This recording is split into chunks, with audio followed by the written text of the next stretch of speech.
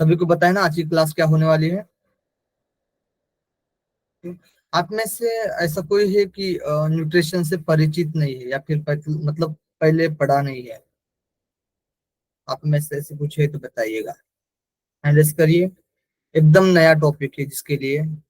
जी मंजू जी, सब लोग पढ़े हैं, परिचित है न्यूट्रिशन से। उस हिसाब से हम लोग आगे का तैयारी करेंगे, ठीक है। क्लास भी उसी हिसाब से करेंगे क्योंकि सभी लोग जानते हैं, ठीक है। ज्यादा से ज्यादा हम लोग एमसीक्यू के ऊपर फोकस देंगे, ओके ना। चलिए, यूनिट 6 में हम लोग न्यूट्रिशन पढ़ रहे हैं।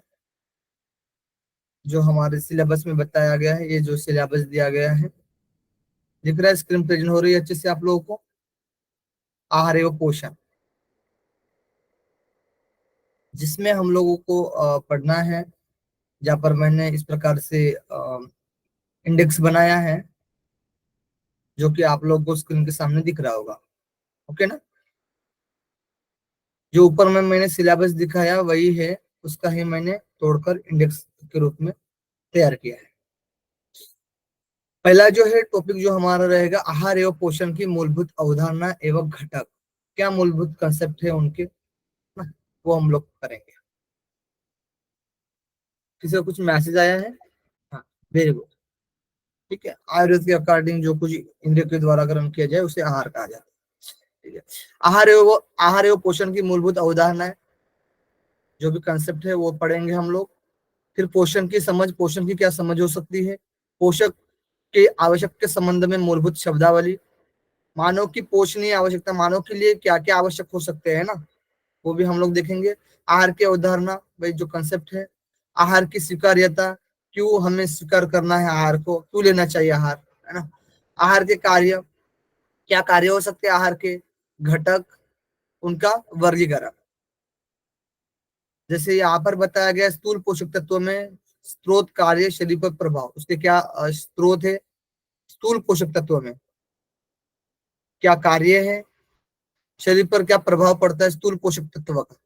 फिर सूक्ष्म पोषक तत्व का, उनका भी क्या स्रोत होता है।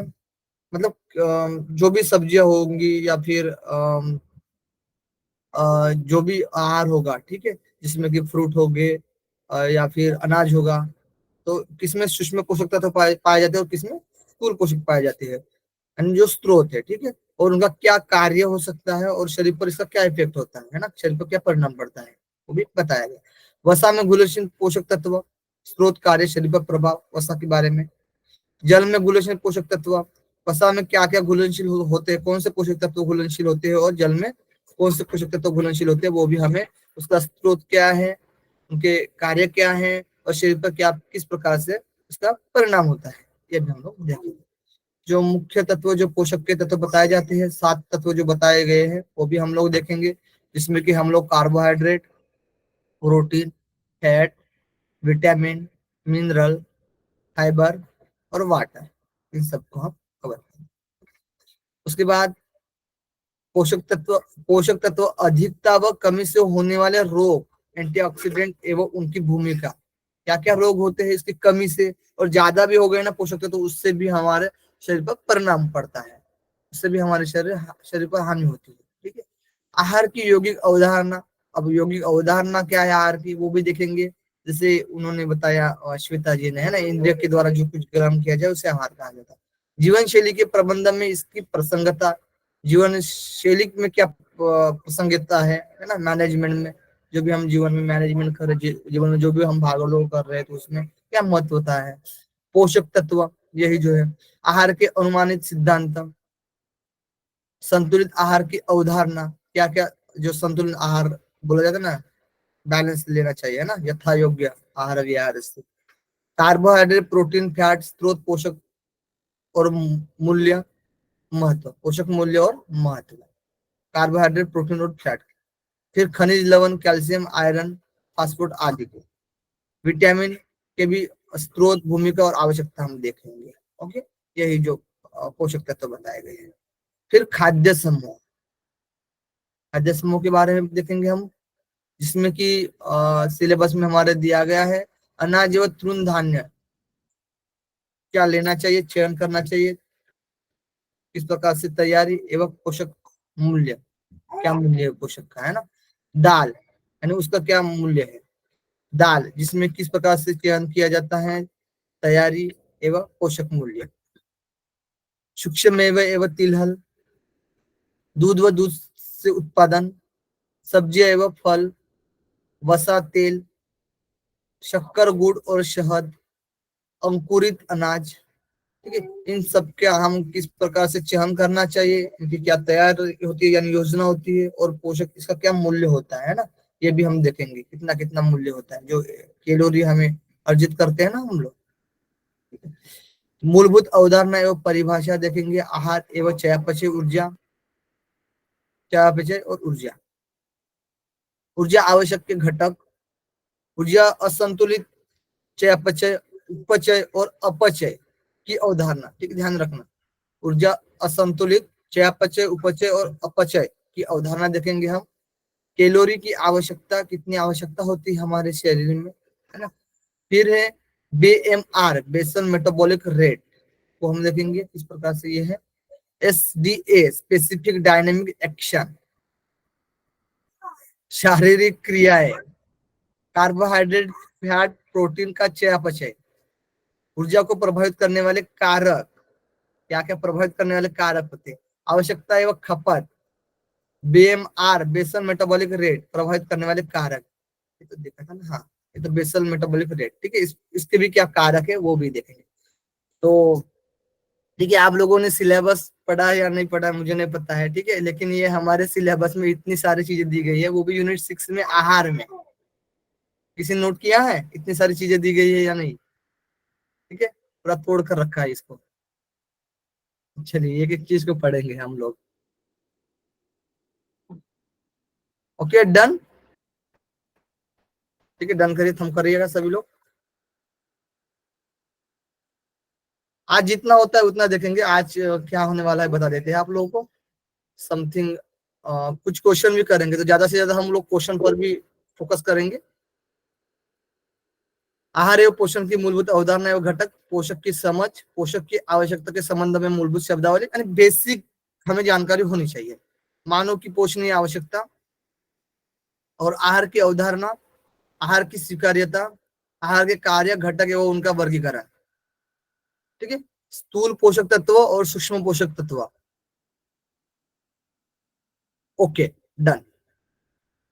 यहाँ तक हम आज टॉपिक कवर कर सकते हैं, ठीक है। 3-4 दिन में इसको कंप्लीट कर, चलिए। चलिए कोई आप लोग परिभाषा बता सकते हो तो हैंडल्स करिएगा। आहार एवं पोषण की मूलभूत अवधारणा एवं घटक, आहार क्या है, आप क्या समझते हो आहार के बारे में, अपने अपने हिसाब से बता सकते हैं। कोई भी आप हैंडल्स करिए और एक जन बता दीजिएगा, फिर क्लास को स्टार्ट कर लेते हैं। हाँ मेघा जी। सर शरीर के विकास के लिए जिसमें शारीरिक मानसिक कंप्लीट जो पोषण मिलता है, जिस खाद्य पदार्थ से, जिन खाद्य पदार्थों से, उसमें सभी कुछ शामिल है, चाहे वो ठोस हो या लिक्विड हो। तो ऐसे जो बैलेंस डाइट होता है उसको हम संपूर्ण आहार की कैटेगरी में देते हैं। ओके, यानी संपूर्ण आहार की एक प्रकार से मेघा जी परिभाषा बताई गई है, बताया उन्होंने कि उसमें सभी चीजें हो, सभी जो पौष्टिक तत्व बताए जाते हैं वो सारे हो, जैसे कि वसा भी हो, कार्बोहाइड्रेट हो, प्रोटीन हो, विटामिन हो, है ना, मिनरल्स हो, ये सारी चीजें होनी चाहिए। उसके लिए हम बैलेंस आहार कर सकते हैं, और हमें देश काल मात्रा के हिसाब से भी क्या क्या आहार लेना चाहिए, है ना, वो भी हमें ध्यान रखना है। ओके चलिए, जिससे कि हमारा शरीर, मन और आध्यात्मिक रूप से भी हम स्ट्रांग बन सके, इसी को हम आहार कह सकते हैं। ओके, सिंपल भाषा में। चलिए, आहार की अवधारणा, आहार एवं पोषण की मूलभूत अवधारणा एवं घटक, जिसमें कि हम आहार की अवधारणा यानी आहार का कंसेप्ट देखेंगे, वही जो चीज है अभी जो परिभाषा हम लोगों ने देखा था। मानव द्वारा ग्रहण किया गया खाद्य पदार्थ जो मानव शरीर का पोषण करता है ना, और आहार कहलाता है। इससे क्या क्या कहते हैं, जो भी हम ग्रहण करते हैं जो कि पोषक करे, जैसे हम अभी बोलेंगे कि शरीर के थ्रू हम स्थूल रूप में पोषक कर रहे थे, एनाटॉमी हिसाब से हम देखेंगे तो, लेकिन मन को भी जो हम ग्रहण कर रहे हैं, जैसे इंद्रिय के द्वारा हम ले रहे हैं आयुर्वेद के अकॉर्डिंग, तो इंद्रिय के द्वारा भी जो हम ग्रहण कर रहे हैं, जो भी विषय वस्तु ग्रहण कर रहे हैं, उसमें भी क्या मन की प्रसन्नता होनी चाहिए ना, मन को प्रसन्न मिले, मन को आनंद मिलना चाहिए, वो भी थोड़े टाइम के लिए नहीं, संपूर्ण मतलब लास्ट तक आनंद मिलते रहना चाहिए, उसी को हम क्या बोल सकते हैं, आहार बोल सकते हैं। दूसरे शब्दों में वह पदार्थ जो खाया गया हो, शरीर द्वारा अवशोषित किया गया हो, है ना, शरीर के द्वारा, जो शरीर की वृद्धि एवं निर्माण करे तथा शरीर की विभिन्न क्रियाओं को नियंत्रित करे, आहार के रूप में परिभाषित किया जा सकता है, शारीरिक तौर पर भी और मेंटल तौर पर भी, एक मानसिक तौर पर। आहार के प्रमुख घटक जैसे कि हमारे भोजन के मुख्य पोषक तत्वों के नाम जैसे है कार्बोहाइड्रेट, सब लोग परिचित है, कार्बोहाइड्रेट, प्रोटीन, वसा, विटामिन, खनिज, लवण, ठीक है, यह हमारे शरीर के पोषक तत्व है। क्या है? पोषक तत्व है। Okay, done. हाँ। इनके अतिरिक्त भोजन में आहार, रेशे तथा जल भी होते हैं, यानी फाइबर और क्या, जल की भी मात्रा पाई जाती है हमारे आहार में, यानी पोषक तत्व जो हमें चाहिए वो, ठीक है। कार्बोहाइड्रेट तथा वसा हमारे शरीर को मुख्य रूप से ऊर्जा प्रदान करता है, और प्रोटीन तथा खनिज, लवण आवश्यक हमारे शरीर की वृद्धि करते हैं, यानी ये जो प्रोटीन, खनिज और लवण है, ये क्या करते हैं, हमारे शरीर की वृद्धि करते हैं, है ना। और जो हमारे कार्बोहाइड्रेट जो बताया गया है, कार्बोहाइड्रेट और वसा, वो क्या करते हैं, एनर्जी लाते हैं, हमारे लिए एनर्जी का काम करते हैं।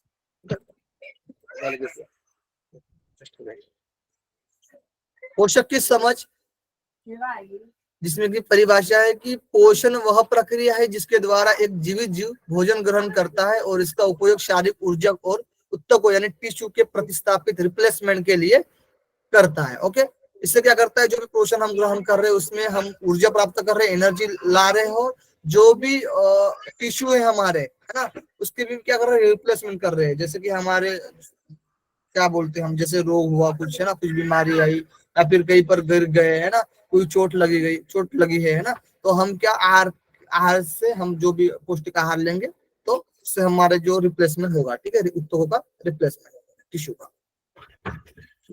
पोषण वह विज्ञान है जो आहार द्वारा मानव शरीर के लिए आवश्यक पोषक तत्वों की मात्रा को पूर्ण करता है, जिससे व्यक्ति का शारीरिक, मानसिक और सामाजिक, सामाजिक एवं नैतिक विकास समुचित ढंग से होता है, जैसे अभी मेगा जी ने पहली बार जो पहले स्टार्टिंग में परिभाषा बताई थी। ओके, पोषण। अब पोषण के 5 चरण यहाँ से वेरी इंपॉर्टेंट है, ये आपको याद ही रखना है, क्योंकि यहाँ से क्वेश्चन पूछा गया है, ठीक है, इससे छूटना नहीं है। बेसिक तो जानकारी सबको समझ में आ गई होगी, थम कर लीजिएगा। पोषण के 5 चरण होते हैं। कितने चरण होते हैं? पोषक के 5 चरण होते हैं। अंतग्रहण यानी जो ले रहे हैं हम, जब ग्रहण कर रहे हैं, ठीक, कुछ भी, क्या सेब खा रहे हैं, सेब क्या कर रहे हैं हम, अंदर ग्रहण कर रहे हैं, एसिमिलेशन कहा जाता है उसको, अंतग्रहण। फिर पेट में गया, अब पेट में जब सेब गया है तो डाइजेशन होगा। अब क्या होगा? Digestion. Sir excuse me sir, मुझे लग रहा है कुछ गलत हो गया है सर, इसमें एसिमिलेशन नीचे आना चाहिए, एक्सेप्टेशन ऊपर आना चाहिए। एसिमिलेशन मतलब होता है स्वांगीकरण। Okay okay okay, sorry sorry, ठीक है, थैंक यू। यहाँ से गलती से हो गया, क्योंकि पिछली बार मैंने हिंदी में ही लिखा था, तो इस बार इंग्लिश में करने की वजह से ये हो गया। ठीक है, चलिए, मतलब डायरेक्ट कॉपी किया था ना उसको गूगल से, इसकी वजह से हो सकता है।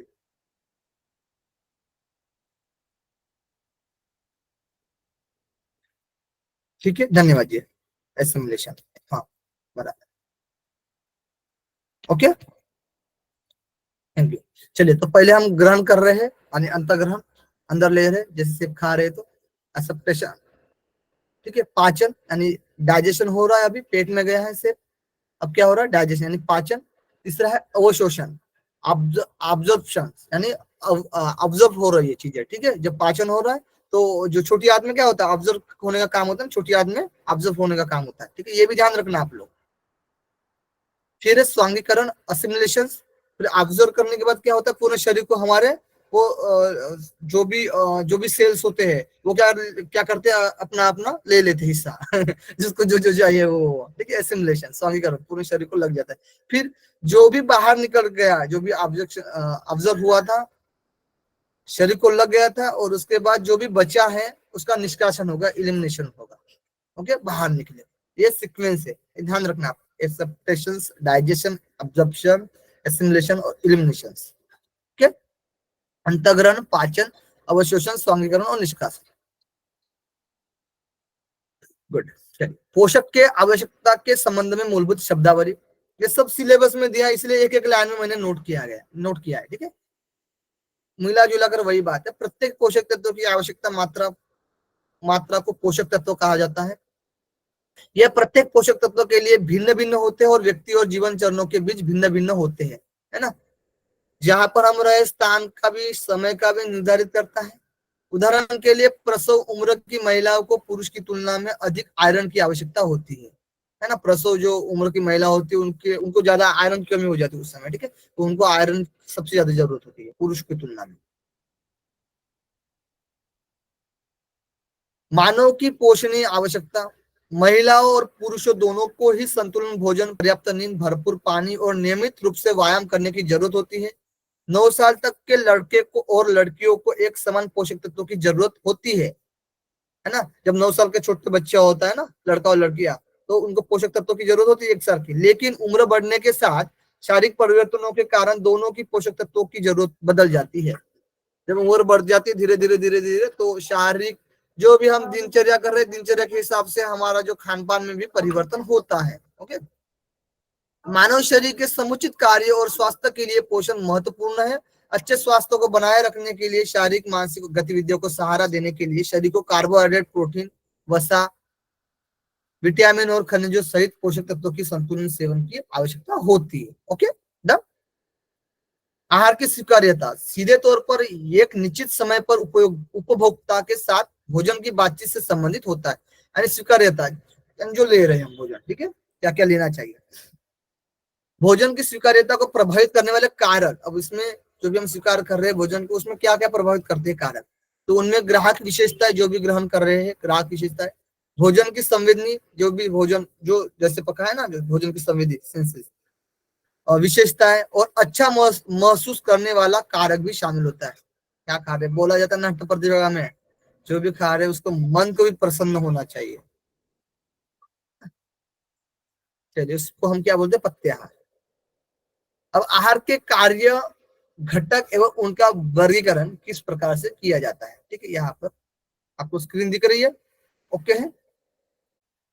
कार्यानुसार वर्गीकरण बताया गया है। निर्माणकारी, भोजन शक्तिवर्धक और नियामक और सुरक्षात्मक। तो निर्माणकारी, शरीर का निर्माण करने में क्या आता है, प्रोटीन बहुत ही जरूरी होता है, खनिज लवण।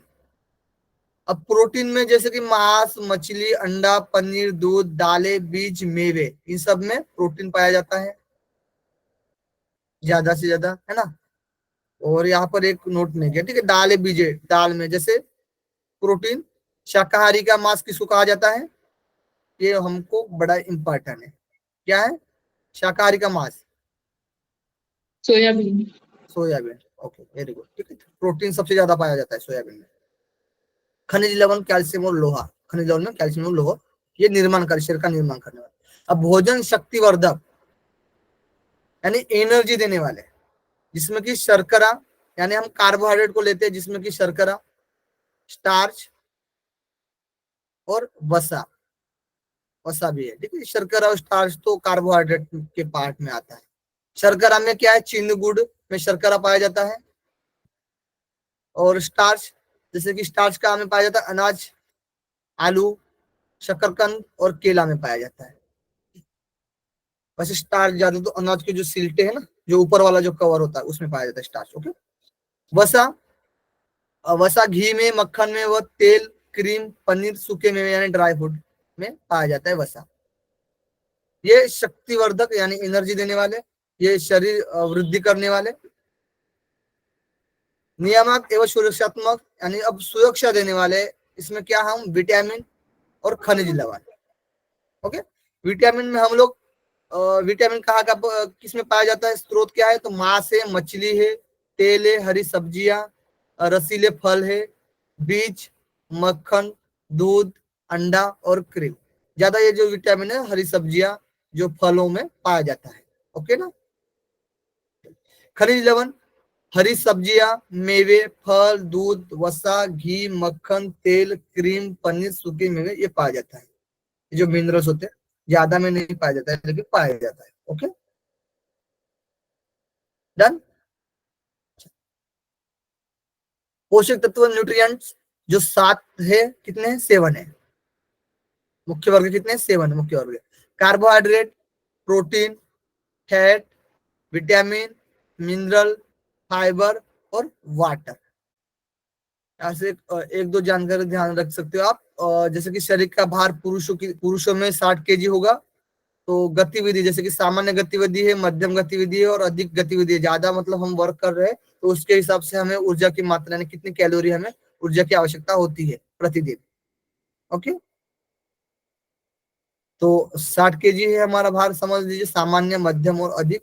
तो जिसमें कि यहाँ पर दिया गया है किस प्रकार से आपको ऊर्जा की आवश्यकता कितनी कैलोरी लगती है। ठीक है, यहाँ में जैसे सामान्य के लिए बताया गया है 2425, फिर मध्यम के लिए बताया गया 2875 और अधिक के लिए बताया गया है 800।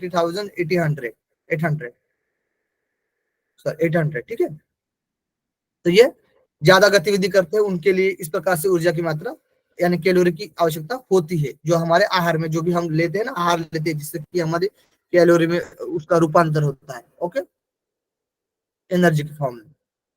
महिला का 50 किलो होगा वेट, तो इसके हिसाब से सामान्य महिला जो कि सामान्य काम कर रही है, मध्यम और अधिक अधिक वर्कआउट कर रही है, तो उसके लिए इस हिसाब से बताया गया 1800 से लेकर 2900 तक। ओके, पुरुष के लिए ज्यादा बताया गया और महिला के लिए कम बताया गया है, ध्यान रखना। अराउंड 2000 समथिंग ध्यान रख लीजिए आप लोग। चलिए, अब आहार के स्रोत मानव आहार में जैसे कि हम लोग देखते हैं प्राणी आहार और वनस्पति आहार, जिससे हम आहार ग्रहण करते हैं ना। मानव का आहार क्या है? तो मानव का आहार जैसे शाकाहारी बोलते हो, मांसाहारी बोलते हैं, वही बात है। प्राणी आहार में जैसे कि मांस, मछली, अंडा, दूध आता है। ठीक है, ये प्राणी से प्राप्त होता है, दूध भी आता है। ठीक है, प्राणी से प्राप्त होता है। वनस्पति आहार अनाज, दाल, शर्करा, सब्जियां, फल, सूखे फल और मसाले, ये सब वनस्पति से प्राप्त होता है मानव के लिए। डन। न्यूट्रिशनल स्टेटस, ठीक है, प्रत्येक जीवधारी भोजन ग्रहण करता है तथा पोषण प्रक्रिया द्वारा उसका शरीर में उपयोग करता है। प्रत्येक जीवधारी पोषण स्थितियां 4 प्रकार की बतलाई गई है, ये बड़ा इंपॉर्टेंट है, ये आप लोग नोट कर लीजिए। जो मैं बोलता हूँ ना नोट करने के लिए, वो नोट कर देना है आप लोग को। ठीक है, जहां पर जो न्यूट्रिशन बताया जाता है ना, 4 स्टेज बताए गए हैं। सुपोषण यानी गुड न्यूट्रिशन कहा जाता है, कुपोषण यानी माल न्यूट्रिशन, अत्यधिक पोषण ओवर न्यूट्रिशन, और अपर्याप्त पोषण यानी अंडर न्यूट्रिशन। जो मेन है गुड न्यूट्रिशन होना चाहिए। ये तीनों किसी काम के नहीं है वैसे, है ना। यानी जैसे कि अत्याधिक ज्यादा भी लेंगे तो भी दिक्कत आता है, कम भी लेंगे तो भी दिक्कत आता है। ठीक है, शरीर में ज्यादा की जरूरत है, ज्यादा एनर्जी की जरूरत है और आप कम ले रहे हो, वो भी घातक कर रहा है। और शरीर में अब है ज्यादा जरूरत नहीं, लेकिन ज्यादा से ज्यादा ही लेते जा रहे हो आप लोग, तो वो भी ओवर करेगा। ठीक है, कुपोषण भी नहीं होना चाहिए, सुपोषण बहुत ही जरूरी है। अब देखिए आवश्यक पोषक तत्वों का वर्गीकरण, जो भी हम 7 पोषक तत्व देखे थे ना, 7, बताइएगा नाम, कोई भी हैंड रेस करके। सर क्वेश्चन बताओ फिर एक बार। हाँ, पोषक तत्व बताइए, 7 जो बताए थे मुख्य तत्व। Carbohydrate, protein, fat, vitamin, mineral, fibre, water. Very good. चलिए, उसमें 2 पार्ट में डिवाइड किया गया। किसमें? 2 पार्ट में, इन्हीं 7 को 2 पार्ट में किया गया, माइक्रोन्यूट्रिएंट और मैक्रोन्यूट्रिएंट। माइक्रो यानी कम, उनकी आवश्यकता व्यक्तियों को कम मात्रा में उनके आहार में होती है, और माइक्रोन्यूट्रिएंट्स में सम्मिलित जो होता है खनिज व विटामिन पाया जाता है, जो माइक्रो कम मात्रा में व्यक्तियों को शामिल होता है। ठीक है, आहार में पोषक तत्वों के रूप में सेवन करते हैं हम खनिज और विटामिन। और मैक्रोन्यूट्रिएंट में उनकी आवश्यकता व्यक्तियों को काफी मात्रा में पोषक रूप के तत्वों में सेवन किया जाता है, ज्यादा से ज्यादा हमें जरूरत होती है इसकी। जैसे कि कार्बोहाइड्रेट हुआ, वसा हुआ, प्रोटीन हुआ, फाइबर और जल, रेशियो और जल, वाटर। ठीक है, चयापचय यानी मेटाबॉलिज्म और शरीर के अन्य कार्यों के लिए ऊर्जा और विकास की आपूर्ति के लिए इन पदार्थों की आवश्यकता होती है। जो भी हम चयापचय जो क्रिया होती है ना, उसके लिए और हमारे एनर्जी के लिए इनकी आवश्यकता होती है। शरीर के नए ऊतकों यानी ऊतकों की मरम्मत करने के लिए, नर्व्स इंपल्स को संचालन करने के लिए, जीवन प्रक्रिया के विनियमन को विनियमित करने के लिए यानी अच्छे से चलाने के लिए जीवन की प्रक्रिया में, ठीक है। कार्बोहाइड्रेट या प्रोटीन जो कि प्रत्येक 1 ग्राम में 4 कैलोरी पाई जाती है ऊर्जा। एक कार्बोहाइड्रेट यानी 1 ग्राम कार्बोहाइड्रेट हो या फिर 1 ग्राम प्रोटीन हो जिसमें कि 4 कैलोरी ऊर्जा पाई जाती है, यानी कार्बोहाइड्रेट 1 ग्राम कार्बोहाइड्रेट में 4 कैलोरी ऊर्जा और 1 ग्राम प्रोटीन में 4 कैलोरी ऊर्जा पाई जाती है, और वसा में 9 कैलोरी ऊर्जा पाई जाती है। ओके, ये ध्यान रखना, ये इंपॉर्टेंट है। अब पोषक के प्रकार और उनके नाम। भोजन में उपस्थित पोषक पदार्थों को तोड़कर उन्हें रक्त में मिलाना पोषण कहलाता है। भोजन में उपस्थित पोषक पदार्थों को तोड़कर, जो भी पोषक पदार्थ होते हैं भोजन में, उसको तोड़कर रक्त में क्या होते, मिल जाते, मिलाना पोषण कहलाता है।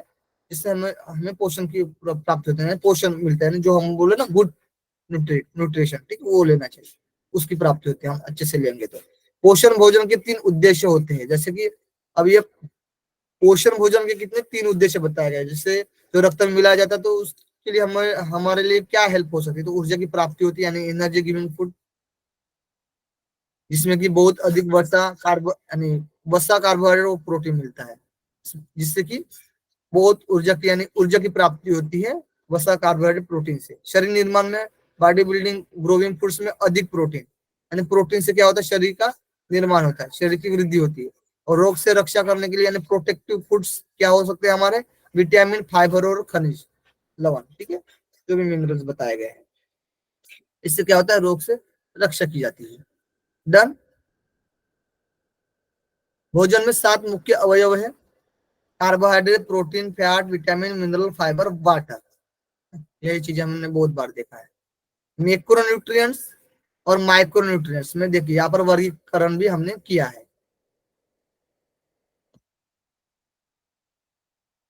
मैक्रोन्यूट्रिएंट्स में क्या क्या आता है, कार्बोहाइड्रेट, प्रोटीन, फैट, फाइबर और वाटर आता है।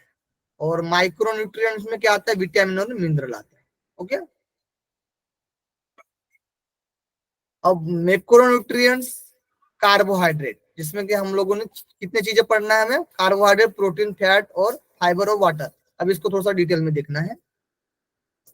कार्बोहाइड्रेट को हम हिंदी में शर्करा कहा जाता है, जो कि एक कार्बनिक पदार्थ होता है। ये अकार्बनिक नहीं होता, ये कार्बनिक होता है। शरीर के निर्माण में यह 1% भाग लेता है। सामान्य इसका सूत्र बोला जाएगा तो C6H12 और O6 ये होता है, यानी कार्बन 6, हाइड्रोजन 12 और ऑक्सीजन 6। ओके, चलिए CH और O, ये जो रेशियो बताया जाता है, C ratio, H ratio, O ratio, बीच के अनुपात का जो अनुपात बताया गया है 1:2:1, 1:2 और 1, ये अनुपात होता है। कार्बोहाइड्रेट क्या करता है, ऊर्जा की प्राप्ति प्रदान करता है। मुख्य स्रोत, ऊर्जा का मुख्य स्रोत बोला जाएगा तो कार्बोहाइड्रेट, लेकिन आप लोग प्रोटीन को भी ध्यान रखना, एग्जाम में एक बार प्रोटीन ही आया था, ठीक है, उस तरीके से क्वेश्चन पूछा जाता है, तो आपको प्रोटीन को भी ध्यान रखना ऊर्जा में। प्रति ग्राम 4 कैलोरी या 17 किलो जूल प्रति ग्राम होता है। 17 किलो जूल में पूछा जाएगा तो 1 ग्राम में 17 किलो जूल प्रति जूल पाया जाता है, और कैलोरी में पूछा जाएगा तो 4 कैलोरी। ओके, यह बाद में उपयोग के लिए शरीर में संग्रहित स्टोर भोजन का प्रमुख हिस्सा बनता है, यानी ये स्टोर रहता है। मस्तिष्क पूरी तरह से अकेले ग्लूकोज पर कार्य करता है, तो आवश्यक है कार्बोहाइड्रेट।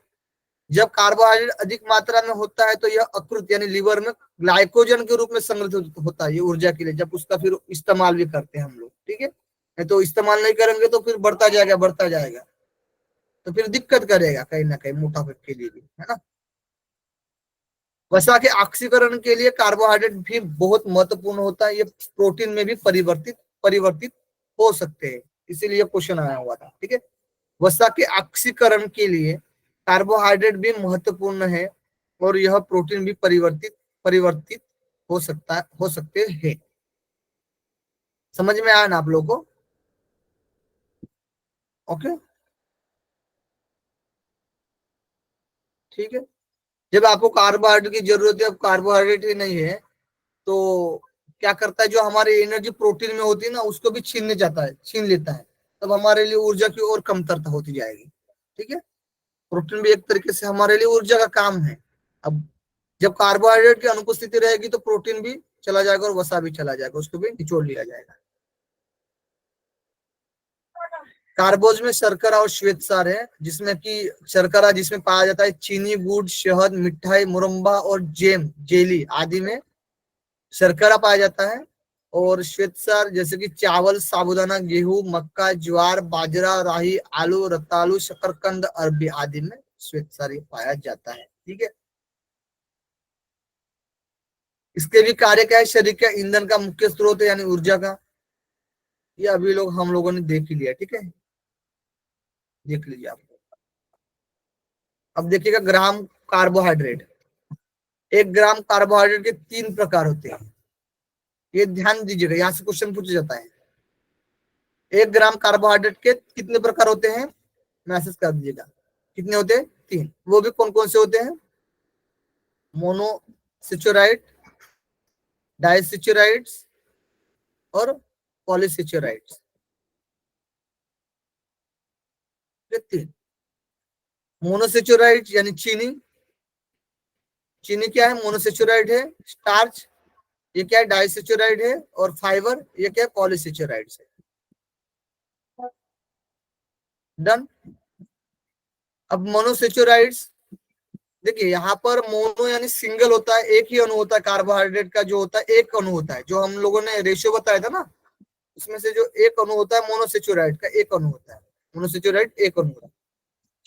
यहाँ पर जो डाइसेचुराइड जिसमें कि कार्बोहाइड्रेट के 2 अणु पाए जाते हैं, और सेचुराइड में इसमें कि 2 से अधिक पाए जाते हैं अणु कार्बोहाइड्रेट के। ठीक है, अब एक अणु जो मोनोसेचुराइड जो कार्बोहाइड्रेट का एक अणु होता है, जो कि चीनी जिसमें पाया जाता है, इसमें देख लीजिए आप लोग, जहां पर कि यह सबसे सरल शर्करा कार्बोहाइड्रेट है, एकदम सरल होता है, ये पचने में व्यवस्थित है ना। इसमें कार्बोहाइड्रेट के मात्र 1 अणु होते हैं, जो कि जल में घुलनशील मिठास की विविधता, जैसे कि जल में घुलनशील होते हैं, ग्लूकोज ये एक अणु होता है कार्बोहाइड्रेट का। फ्रुक्टोज, ग्लेक्टोज और राइबोज, ये चारों आप लोग ध्यान रखना। ग्लूकोज, फ्रुक्टोज, ग्लेक्टोज और राइबोज एक अणु होते हैं कार्बोहाइड्रेट का, एक अणु पाया जाता है इसमें। ग्लूकोज क्या करता है? तुरंत ऊर्जा की प्राप्ति के लिए हमें ग्लूकोज दिया जाता है। जब बोलते हैं चक्कर आ रही है या ऊर्जा की आवश्यकता होती है ना, तो ग्लूकोज दिया जाता है। फ्रक्टोज सबसे मीठा शर्करा होता है, जो कि फलों में पाया जाता है। फ्रक्टोज फलों में पाया जाता है। ग्लेक्टोज ये स्तनधारी के दूध में पाया जाता है। ग्लेक्टोज आप लोगों ने पढ़ा होगा एनाटॉमी में, स्टमक में जो आप पढ़ते हो ना, उसमें ग्लेक्टोज बताया जाता है, प्रोटीन होता है। राइबोज डीएनए तथा आरएनए में पाया जाता है, एक अणु से बना होता है। अब डाइसेचुराइड देखिएगा, जिसमें कि 2 अणु शामिल होते हैं कार्बोहाइड्रेट के, और ये मोनोसेचुराइड्स तुलना में जटिल होता है। अब ये पचने में भी जटिल होता है, ये बड़ा दिक्कत कर सकता है। ठीक है, उससे उससे तो ज्यादा पॉलीसेचुराइड दिक्कत करता है। ठीक है, ये जल में घुलनशील होता है। शरीर में अवशोषित यानी ऑब्जर्व होने से पहले ही मोनोसेचुराइड में टूट जाता है। ये पहले क्या करता है? 2 अणु से बना है ना, तो पहले अलग अलग होगा, टूटेगा, उसके बाद शरीर में ऑब्जर्व। इसमें की सुक्रोज ये नया है, सुक्रोज। अब ये सुक्रोज अलग से कुछ नहीं है, ग्लूकोज और फ्रुक्टोज से ही बना है सुक्रोज। 2 चीजें है ना इसमें, ग्लूकोज में कार्बोहाइड्रेट का एक अणु है, तो सुक्रोज में भी कार्बोहाइड्रेट का एक अणु है। अब ये दोनों मिल जाते हैं, ज्यादा एनर्जी हो रही है, ज्यादा मतलब मिल रहे हैं। ठीक है, डेंस हो रहा है थोड़ा सा, है ना। तो इससे क्या होगा? सुक्रोज बन रहा है। ये तो सुक्रोज सुक्रोज पूछा जाएगा तो ये पॉलीसेचुराइड में आएगा। लेक्टोज, अब ये ग्लूकोज और ग्लेक्टोज से मिला है, यहाँ पर है ना ग्लूकोज और ग्लेक्टोज, ग्लेक्टोज से मिला है, मिलकर क्या हुआ? लेक्टोज बना है। ग्लूकोज और ग्लेक्टोज से लेक्टोज, ग्लूकोज और फ्रुक्टोज से सुक्रोज। सुक्रोज गन्ना या चुकंदर से प्राप्त चीनी का सामान्य रूप है, तो यहाँ पर गन्ना में पाया जाता है। तो गन्ना में दोनों चीजें आ सकती है आपकी, ग्लूकोज भी आता है और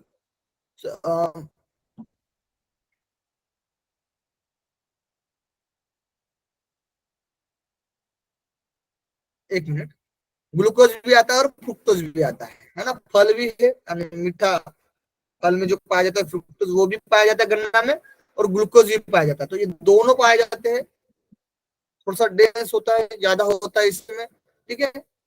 तो दो अणु पाए जाते हैं इसमें सुक्रोज में, तो गन्ना में पाया जाता है ये, गन्ना या चुकंदर। कुछ फलों और सब्जियों में भी पाया जाता है। लेक्टोज दूध में केसिन प्रोटीन, जो भी दूध में है वो केसिन प्रोटीन पाया जाता है, जिसको लेक्टोज, जो अभी अपने हम लोगों ने देखा था, ठीक है। माल्टोज, दो ग्लूकोज अणु संलग्न होते हैं जिसमें दो ग्लूकोज पाया जाता है, ग्लूकोज ग्लूकोज प्लस ग्लूकोज क्या बनता है, माल्टोज बनता है, ओके। और लेक्टोज हम लोगों ने भी देखा है, ग्लूकोज प्लस लेक्टोज मिलकर लेक्टोज बनता है, और ग्लूकोज प्लस फ्रुक्टोज बनकर सुक्रोज बनता है, ओके। अब जो जटिल, जो उससे ज्यादा जो जटिल होती है पॉलीसेचुराइड्स आ जाता है, जिसमें कि दो से ज्यादा अणु पाए जाते हैं कार्बोहाइड्रेट के, और जिसमें स्टार्च जो मंडल आ जाता है, जो कि हम लोगों ने अनाज के ऊपर वाला छिलका होता है उसमें स्टार्च पाया जाता है। सेलुलोज पाया जाता है, सेलुलोज आप लोगों ने सुना है, और जो कि झाड़ की जो भी झाड़ होता है ना उसका जो ऊपर वाला जो छिलका होता है उसमें सेलुलोज पाया जाता है। काइटिन, काइटिन कीटों की जो त्वचा होती है, जो बोन्स होती है ना, उसमें काइटिन पाया जाता है। ग्लाइकोजन, जो हम लोग का संग्रह होता है, कार्बोहाइड्रेट जो संग्रह ज्यादा रहता है अपने लीवर पास, जो ग्लाइकोजन के रूप में होता है, जब एनर्जी के लिए इस्तेमाल करते हैं। डेक्स्ट्रिन और पेक्टिन, ये सब इसके एग्जाम्पल पूछा जाएगा तो ये पॉलीसेक्युराइड के एग्जाम्पल है। स्टार्च में अनाज के बाहरी परत में स्टार्च यानी मंडो होते हैं, जबकि अनाज के आंतरिक भाग में क्या होता है, कार्बोहाइड्रेट होता है, ओके। सेलुलोज, पेड़ पौधे की छाल होती है, कागज कपास तथा नोट सेलुलोज का ही होता है, ध्यान रखना आपको, कागज कपास नोट सेलुलोज का होता है। काइटिन, कीटों की त्वचा बाह्यकाल, जो भी बाह्यकाल होता है कीटों का, उसमें काइटिन पाया जाता है। हेलो, सर कीटो यानी क्या, कीड़े? हाँ हाँ जी जी कीड़े। हेलो, हो था ना, मैं थोड़ी सी फ्रीडम फोन लो तो थोड़ा क्लास चालू है। हाँ जी, कीड़ों की जो भी कीट जो भी कीट में आते हैं, ठीक है, उसकी जो त्वचा होती है वो काइटिन की होती है, ठीक है, जो और हार्ड होती है वो। अनाज के बाहर, ये तो हो गया ना अपना काइटिन है। देखिए, कीटों की त्वचा बाह्यकाल काइटिन का होता है, जो भी कीड़े होते हैं उसका जो बाह्यकाल होता है वो काइटिन का बना होता है। अनाज के बाहरी परत में स्टार्च मंडो होते हैं, जबकि अनाज के आंतरिक भाग में कार्बोहाइड्रेट होता है। ग्लाइकोजन, जो कि ग्लूकोज का एक पॉलीसेचुराइड है, जो कि कवक और पशुओं में ऊर्जा का भंडारण के रूप में कार्य करता है। जैसे मैंने बोला, लीवर में क्या होता है, ग्लाइकोजन संग्रहित होता है, जो कि ग्लूकोज का होता है। कार्बोहाइड्रेट जमा होता जा रहा है, जमा होता जा रहा है, उसका हम यूज नहीं कर रहे हैं, तो ग्लाइकोजन में वो रूपांतरित हो जा रहा है। ग्लूकोज एक पॉलीसेचुराइड संरचना जो कि शरीर में ग्लूकोज के प्राथमिक भंडार के रूप में दर्शाती है, और ग्लाइकोजन यकृत और मांसपेशियों की कोशिकाओं में बनता है और संग्रहित होता है। डेक्स्ट्रिन देखिएगा, कई अन्य स्टार्च आधारित सामग्रियों की तरह डेक्स्ट्रिन में उपयोगी गाढ़ा करने के गुण होते हैं, जिसका अर्थ है कि भोजन में सामग्रियों को एक साथ बांधने में मदद करते हैं, यानी जो भी पोषक तत्व है उसको मिलाने में मदद करते हैं, जो भी भोजन में है उसको बांधने में मदद करते हैं, ये डेक्स्ट्रिन होता है, ठीक है। यही कारण है कि उन्हें अक्सर पैकेज सूप सूप जो होता है, सास, मिठाइयाँ, शिशु आहार में उपयोग किया जाता है। पेक्टिन देख लीजिएगा, एक घुलनशील फाइबर होता है, ये पॉलीसेक्राइड्स है, जो कि फलों में पाया जाता है पेक्टिन। इसका उपयोग खाना पकाने और बेकिंग में गाढ़ेपन के रूप में किया जाता है। इसका उपयोग कभी कभी औषधि बनाने में भी किया जाता है। पेक्टिन आंतों में पदार्थों को बांधता है और मल में मात्रा जोड़ता है। चलिए, ओके। यहां से देखिएगा, कार्बोहाइड्रेट की कमी से हानियां, डेफिशिएंसी स्टेटस। इसकी कमी से व्यक्ति में थकावट होती है। जब कार्बोहाइड्रेट नहीं होगा तो क्या होगा, शरीर में थकावट आएगी। प्रोटीन का विघटन होना, जब कार्बोहाइड्रेट नहीं होता है तो क्या होता है, बोला गया था, क्वेश्चन ऐसा आया था कि जब कार्बोहाइड्रेट नहीं था, हमारे शरीर में कार्बोहाइड्रेट नहीं है, तो ऊर्जा के रूप में कौन काम करता है, तो प्रोटीन काम करता है, ध्यान रखना। अब जब कार्बोहाइड्रेट नहीं है हमारे शरीर में, तो प्रोटीन क्या करेगा, प्रोटीन का विघटन होता जाएगा, प्रोटीन की कमी होगी, पत्ते दुबले होते जाएंगे, जो हमारी वृद्धि होती है वो भी नहीं होगी फिर, है ना, क्योंकि प्रोटीन स्टेज हो रहा है। वसा की मात्रा काफी कम होना, वसा की मात्रा भी कम। कार्बोहाइड्रेट की अधिकता से हानियां देखिएगा, एक्सिस स्टेटस, अजीर्ण व दस्त होता है, डायरिया होता है, बहुमूत्रता, बहुमूत्रता, मोटापा, ओबेसिटी होती है, ध्यान रखने का, ध्यान रखिए ओबेसिटी, मस्तिष्क की अक्रियशीलता, मस्तिष्क अच्छे से काम नहीं कर पाता है, शारीरिक कार्य क्षमता में कमी होती है। मुझे लगता है 47 हो गया है ना, ये एक नोट कर लीजिए, फिर क्वेश्चन कर लेते हैं, क्योंकि रक्त शर्करा जो हम बोलते हैं ना, ब्लड शुगर लेवल 80 से 120 मिलीग्राम सामान्य होता है, स्वस्थता यानी स्वस्थ व्यक्ति होते हैं। जब 80 मिलीग्राम प्रतिशत से कम होता है, 80 से कम होता है, तो निर्णय से हाइपोग्लाइसेमिया कहा जाता है, और 120 के ऊपर से होगा तो हाइपरग्लाइसेमिया कहा जाता है, शुगर लेवल हमारे शरीर में। ठीक है,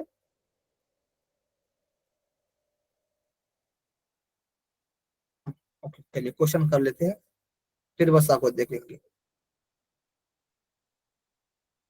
कल की क्लास से, फिर बस आपको देख लेंगे, पहले क्वेश्चन कर लेते हैं, समय बचेगा तो। विवसा भी चैप्टर थोड़ा सा बड़ा ही है, उसके भी पार्ट है, वहां से भी क्वेश्चन आया हुआ है। पहला क्वेश्चन है, नीचे दिए गए कथन में सत्य कथन की पहचान करिए। ये भी दोनों, ठीक है, गुड, सभी लोग मैसेज करते जाइए। ये भी दोनों।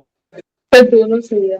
यहाँ पर आहार की अवधारणा बताया गया है कि मानव द्वारा ग्रहण किया गया खाद्य पदार्थ जो मानव शरीर का पोषण करता है, उसी को आहार कहते हैं। ओके, पोषण का एक बताया गया, पोषण क्या है, तो वह प्रक्रिया है जिसके द्वारा एक जीवित जीव भोजन ग्रहण करता है और इसका उपयोग शारीरिक विकास और ऊर्जा और उत्तक यानी टिश्यू का रिप्लेसमेंट के लिए होता है, इसको हम पोषण कहते हैं।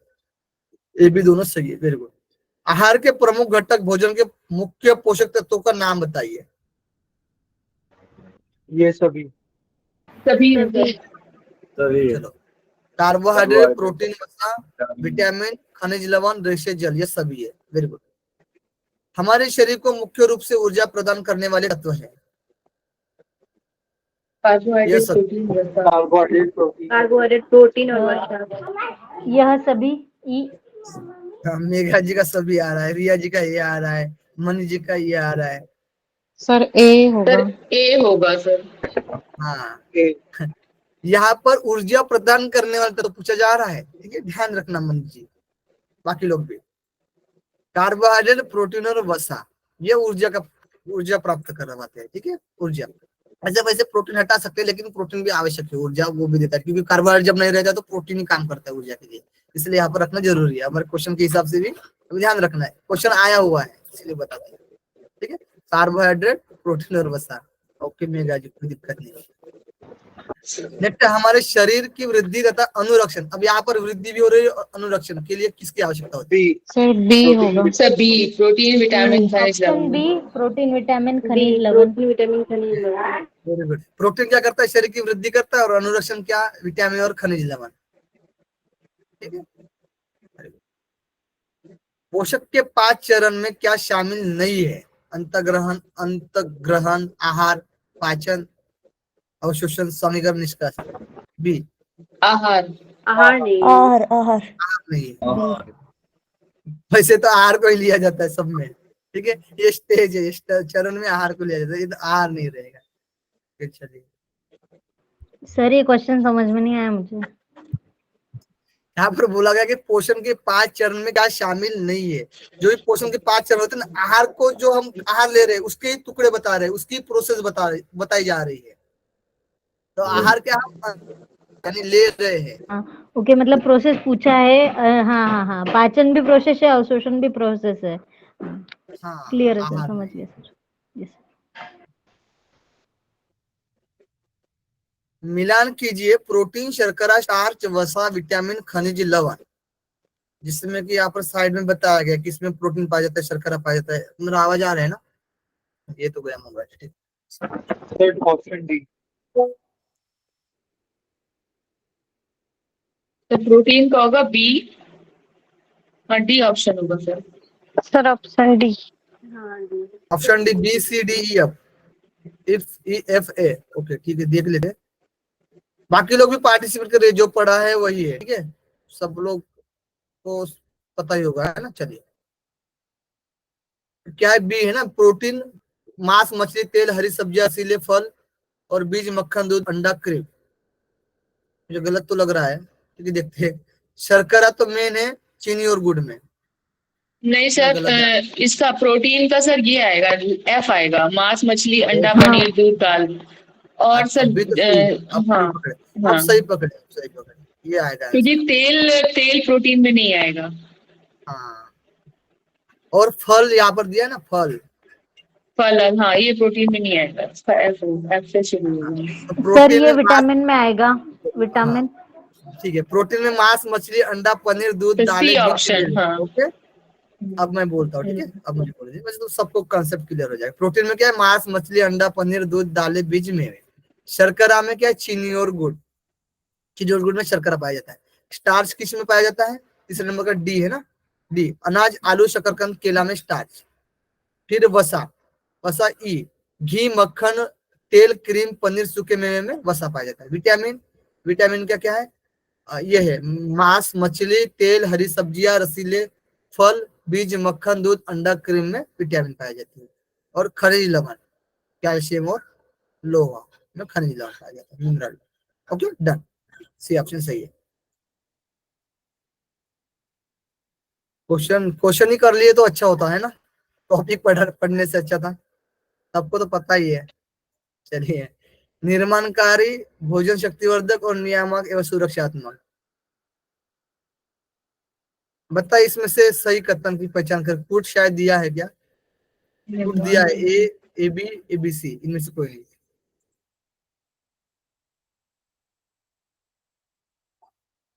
सर ए सही है। ए और बी दोनों सही दिख रहे हैं, तीसरा भी सही है, तीनों सही है sir, A B C. Sir तीनों सही है, हाँ। तीनों सही है, ठीक। तीनों निर्माण सही है। कार्य में क्या है, प्रोटीन आएगा, प्रोटीन में जो भी चीज हम लोगों ने पढ़ा है। अब हाँ, निर्माण कार्य यानी शक्तिवर्धक, बॉडी बिल्डिंग, हाँ। शर्करा आएगा, जो भी हम एनर्जी। लोग कार्बोहाइड्रेट में पढ़ा है। नियामक एवं सुरक्षात्मक, जिसमें कि विटामिन होगा, ओके, खनिज होगा और वसा होगा। नियामक भी हो रहा है। सर एक चीज सर पूछनी थी सर, ये शकरकंद में श्वेतसार क्या है, ये क्या था जो आपने बताया था? अच्छा, एक मिनट, उसका मैं इंग्लिश में देखना पड़ेगा मुझे, मैं भी अभी तो एक पेज था तो उसका मैंने स्कैनिंग किया था, उसका देख लेते, श्वेत सर का देख लेते इंग्लिश, ठीक है, ये क्वेश्चन करने दीजिएगा, लास्ट में देखते। Okay sir. सर शकरकंद मतलब स्वीट पोटैटो। स्वीट पोटैटो नहीं, स्वीट पोटैटो नहीं होगा। नहीं, स्वीट पोटैटो तो ठीक है, लेकिन उसमें श्वेतसार है, श्वेत श्वेतसार का सर, मतलब क्या के पाया अंदर जाता में है? जो, श्वेत सर के अंदर में जो अनाज वाली सब बताया गया है, अनाज जो चीजें आती हैं, ठीक है, और शर्करा में ज्यादातर व्हाइट शायद। गुड़ आता है, ठीक है, और जो श्वेत सार में ये जो अनाज वाली चीजें आती है, देखेंगे हम, नहीं तो कोई आप लोग सर्च कर लीजिएगा। देखिए, नेक्स्ट क्वेश्चन है, नीचे दो कथन दिए गए हैं, इनमें से असत्य कथन की पहचान कीजिए।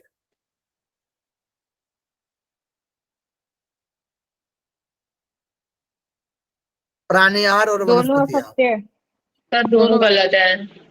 दोनों गलत। दोनों गलत, दोनों गलत। ठीक है, ठीक है। ये तो तो प्राणी गलत आहार में ये मांस, मछली, अंडा, दूध आना चाहिए, और वनस्पति आहार में अनाज, दाल, शर्करा आना चाहिए, दोनों गलत। पोषण स्थितियां कितनी प्रकार की बताई गई है, पोषण स्थितियाँ 5। 4 प्रकार की, 4।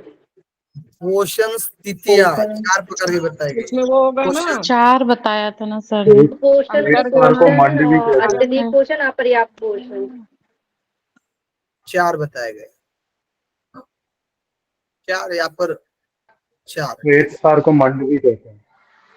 अब बताइए, इनमें से शामिल नहीं है, पोषण स्थितियों में शामिल नहीं है। सर ई ऑप्शन इनमें सारे से शामिल कोई है। नहीं। ई होगा, इनमें से कोई नहीं। तो पोषण स्थितियां सुपोषण होता है, कुपोषण होता है, अत्यधिक पोषण होता है और अपर्याप्त पोषण होता है, तो इनमें से कोई नहीं ये आएगा। नीचे दो कथन दिए गए, इसमें से असत्य कथन की पहचान करना है आप लोगों को। मैक्रोन्यूट्रिएंट्स और माइक्रोन्यूट्रिएंट्स, सर दोनों सही है, असत्य कोई नहीं है। दोनों ठीक है। दोनों सही है सर। मैक्रोन्यूट्रिएंट में उनकी आवश्यकता व्यक्ति को काफी मात्रा में पोषक रूप के तत्वों में सेवन किया जाता है, और माइक्रोन्यूट्रिएंट्स में क्या होता है, व्यक्ति को कम मात्रा में इनकी जरूरत होती है आहार में। ओके, दोनों सही है। और यहाँ पर मिलान करना है, जितना पढ़ा है उतना चैप्टर वाइज ही बना दिया है मैंने क्वेश्चन, ठीक है। एनर्जी गिविंग का सी होगा, ऑप्शन सी, ऑप्शन थर्ड होगा, ऑप्शन और थर्ड। सी ए बी होगा और सी थर्ड ऑप्शन का बी सी होगा। A B. CAB। यस ये भी। C A B. Energy giving food क्या है, बहुत अधिक वसा, carbohydrate, protein. Body building growing foods क्या है, इसमें अधिक प्रोटीन पाया जाता है। और प्रोटेक्टिव फूड्स में क्या है, विटामिन, फाइबर और खनिज, इससे प्रोटेक्टिव होता है, प्रोटेक्शन मिलता है। ओके, चलिए पोषक तत्व मुख्य कितने बताए गए हैं? 7। 7 बताए गए। गुड। 7। मैक्रोन्यूट्रिएंट्स है ये, देखिए मैक्रो वाला है, के संबंध में कथन सही नहीं है। अब कूट दिया है, यहाँ पर कूट दिया है, यहाँ से ही बता दीजिए क्या क्या सही नहीं हो सकता है। TDE sir. डी भी होगा। टीडी, टीडी नहीं सर, इसका आंसर था ये, सीडी E। बताइए। ऑप्शन ए सर ई नहीं होगा और ऑप्शन ए सर। मैक और ए नीचे ऑप्शन ए दिखाइए, और बी तो नहीं होगा। क्योंकि माइक्रो माइक्रो ज्यादा चाहिए होता है ना कि कम, तो अच्छा उसने कहा अच्छा कम। कथन नहीं है। हाँ हाँ, ए तो ऊपर है, वाला होगा ए और ए बी तो होगा है। सर। ये तो सबसे पहले गलत होगा, नहीं होना है, ठीक है। फिर बी भी होगा सर। ओके, ठीक है, बता रहे ये भी। मैक्रोन्यूट्रिएंट्स के संबंध में कथन नहीं है, तो इसमें उनकी आवश्यकता व्यक्ति को कम मात्रा में उनके आहार में होती है, और खनिज और विटामिन ये जो संबंधित पाए जाते हैं इसमें मैक्रोन्यूट्रिएंट्स में, ठीक है। तो ये संबंधित नहीं है, ये नहीं पाया जाता है, ये माइक्रो में पाया जाता है, ठीक है, माइक्रो में। चलिए बाकी तो पाया जाता है, काफी मात्रा में हो जाती है, जिसमें कार्बोहाइड्रेट वसा, प्रोटीन पाया जाता है, और चयापचय और शरीर को ऊर्जा की प्राप्ति होती है। सही कथन पहचान कीजिए।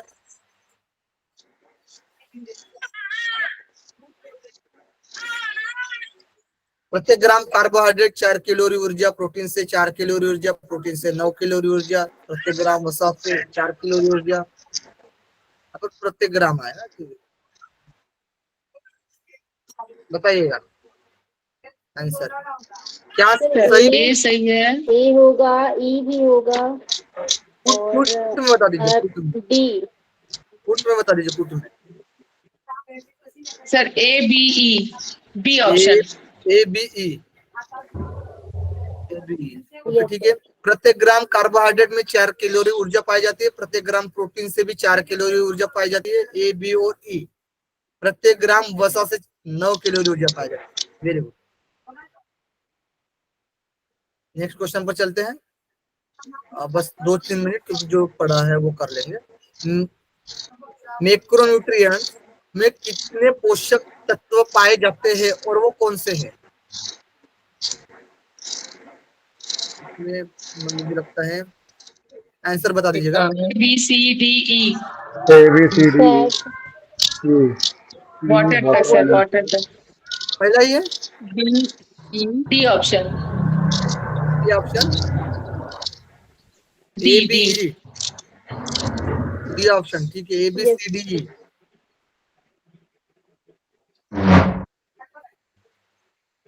ई भी आ रहा है, वाटर। ओके, गुड, ठीक है, ए बी सी डी। ऐसे हम कर सकते हैं। यहाँ पर 5, यहाँ पर 2, तो ये जो 2 वाले बताए गए, एफ जी इसमें आएगा, माइक्रो। माइक। माइक्रो हो जाएगा। ओके, ये सही रहेगा, बुक में दिया गया है ना। दोनों क्वेश्चन अब कवर हो जाएंगे हमारे अच्छे से। Okay, done. अभी चलिए,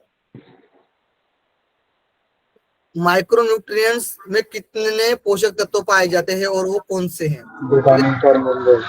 एफ जी विटामिन और मिनरल। हाँ, विटामिन और मिनरल, तो एफ और जी। इसमें भी हम लोग लिख लेंगे, वैसे बाद में लिख लेंगे क्योंकि समय कम है। कार्बोहाइड्रेट क्या है? प्रोटीन, विटामिन, ऊर्जा का स्रोत, फैट। तो यार एक मिनट, ये हो गया ना क्वेश्चन। ऊर्जा का स्रोत। ऊर्जा के स्रोत। Option A. ऑप्शन क्या है? ए, ऊर्जा का स्रोत। ऊर्जा का स्रोत। ऊर्जा के तो स्रोत सी है। है, सी। एक इसने आंसर दिया, ऊर्जा सी का स्रोत। ऑप्शन है ऊर्जा का स्रोत। सी। हाँ, कार्बोहाइड्रेट का प्रमुख अणु है। C6H12O6 C6H12O6। ठीक है, ए C6H12 ऑप्शन। और O6, ये ऑप्शन। कार्बोहाइड्रेट में कौन सा अनुपात होता है? 1:2:1। बी 1:2:1। बी। 1:1, 1:2:1।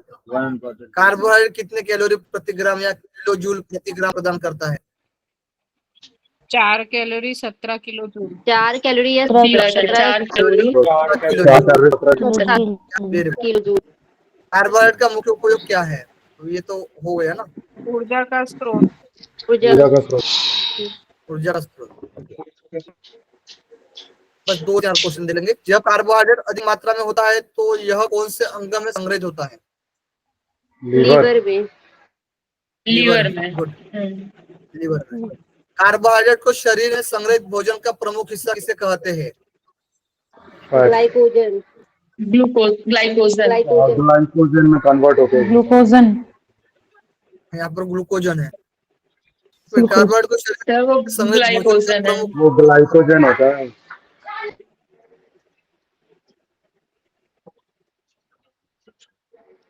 ग्लू को हटा के आ कर दीजिए। एक मिनट, कार्बोहाइड्रेट को शरीर में संग्रहित भोजन का प्रमुख हिस्सा किसे कहते हैं? संग्रहित, शरीर में संग्रहित, ठीक है, ग्लाइकोजन। ऐसे बोल रहे ग्लाइकोजन हो के आप लोग? रूप में कन्वर्ट होता है। यस। मुझे डाउट लग रहा है, इसमें ग्लूकोज ही आएगा ना। क्योंकि कार्बोहाइड्रेट ग्लूकोज सर के रूप में ग्लाइकोजन होता के है, रूप में चेंज हो जाता है ना। तो सर ग्लाइकोजन के ग्लाइकोजन रूप के में फॉर्म में कन्वर्ट रहता है, होकर जब और फिर जरूरत स्टोर होती है होता तो फिर ग्लाइकोजन ग्लूकोज को है। कन्वर्ट कर देता है। ग्लूकोज में कन्वर्ट करके और फिर वापस आ जाता है। ठीक है, ठीक है, इसमें फिर ग्लाइकोजन करना पड़ेगा मुझे। सर टाइपिंग लगता है भूल से हो गया है, वैसे क्योंकि लास्ट में इसमें आपने तो लिखा बोला ही है गया था तो ग्लूकोजन। नहीं, वो समझ में आ गया, वो लेकिन यहाँ पर ग्लाइकोजन ही आपने कार्बोहाइड्रेट लिखा है। का प्रमुख हिस्सा, चलिए ठीक है, ग्लाइकोजन लिख लेंगे। नेक्स्ट, ग्लूकोज को मुख्य उपयोग किसके लिए होता है? ग्लूकोज का मुख्य उपयोग सेंट्रल नर्वस सिस्टम के लिए। सेंट्रल नर्वस सिस्टम, मस्तिष्क के लिए। ऑल होना नहीं, चाहिए। मस्तिष्क के लिए ही होता है।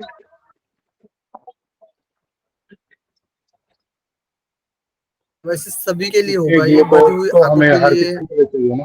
हाल है, बढ़ती हुई हड्डियां के लिए, सेंट्रल नर्वस सिस्टम के लिए, बढ़ती हुई आंखों के लिए। कार्बोहाइड्रेट को किससे कहा जाता है? कार्बोहाइड्रेट को किसे कहा जाता है? स्टार्च का स्रोत। यहाँ पर भी ग्लाइकोजन होना चाहिए। वही तो ग्लाइकोजन ये समझ नहीं आ रहा कैसे, क्या कार्बोहाइड्रेट को किससे कहा जाता है? स्टार्च का स्रोत, क्वेश्चन नहीं समझ आ रहा है। स्टार्च का स्रोत, स्टार्च, स्टार्च का स्रोत में ग्लाइकोजन। इसमें जैसे कि दो अणु से बना ग्लूकोजन लिखा है ना, कार्बोहाइड्रेट, ऑप्शन। दो अणु से बना है। Answer C sir. तो सी होगा सर, ग्लाइकोजन ही होगा। सी। हाँ, क्योंकि बाकी नहीं हो सकता, फैट प्रोटीन से विटामिन का कोई मतलब नहीं। यहाँ पर थोड़ा सा ग्लूकोज का ग्लाइकोजन करना था इसमें, कि ये जो ग्लूकोज कहाँ संग्रहित होता है, तो लीवर में, पर ग्लाइकोजन होना चाहिए था। ठीक है, टाइपिंग से। कौन से खाद्य पदार्थ में स्टार्च पाया जाता है? अनाज में। अनाज में। किस प्रकार के पदार्थ में ग्लाइकोजन संग्रहित होता है? ये ग्लाइकोजन होना खाद्य खाद्य पदार्थ में। पदार्थ। खाद्य पदार्थ। खाद्य पदार्थ। खाद्य पदार्थ। खाद्य पदार्थ। ओके। कार्बोहाइड्रेट का प्रमुख स्रोत किसे कहा जाता है? चलिए यहाँ तक रहने देते हैं। फल। फल बताइए। या वाटर। मस्तिष्क लग रहा है। फल। प्रमुख स्रोत सर ये किसे कहा अनाज जाता है? ऑप्शन में रहना चाहिए फल था। होना चाहिए। सर मस्तिष्क, मस्तिष्क कहाँ से आएगा? ये मस्तिष्क लिखा हुआ है। वही तो गड़बड़ लग रहा है। फल फल दूसरे मुख्य स्रोत सर ये फल में कौन से ऐसे स्रोत कौन में आपके से- खनिज होंगे। बटर बटर फल में भी होता है कार्बोहाइड्रेट, फल में भी होता है। ये फल ही होगा। फल में बटर पाया तो जाता वसा है हो जाएगा ना, बटर तो फल में वसा हो कार्बोहाइड्रेट जाएगा। होता है ना, फ्रक्टोज, फ्रैक्टोज के फॉर्म में। फ्रक्टोज जी सर, इसमें यस पाया सर। जाता है, फलों में पाया जाता है, तो कार्बोहाइड्रेट का ही स्रोत हुआ ना। लैक्टोज नहीं। चलिए चलिए ठीक है, यहाँ तक रहने देखिए, और सारे क्वेश्चन कल करेंगे, बाकी क्वेश्चन समय भी हो गया है।